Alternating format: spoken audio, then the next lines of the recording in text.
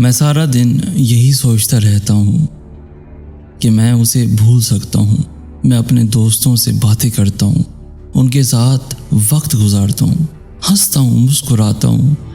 मैं सारा दिन बहुत खुश रहता हूँ या फिर खुश नज़र आने की कोशिश करता हूँ। फिर मैं हर तरह से ख़ुद को मसरूफ़ रखता हूँ कि एक लम्हा भी मेरे पास फुर्सत का ना हो। लेकिन जब भी रात को सेल फ़ोन हाथ में पकड़ता हूँ तो मेरे हाथ बेख्तियार फ़ोन की गैलरी की तरफ जाते हैं। तो तब मुझे एहसास होता है कि मैं चाहूँ भी तो उसको भूल नहीं सकता, क्योंकि मैंने उसकी बहुत सी यादें बच्चों की तरह संभाल के रखी हुई हैं।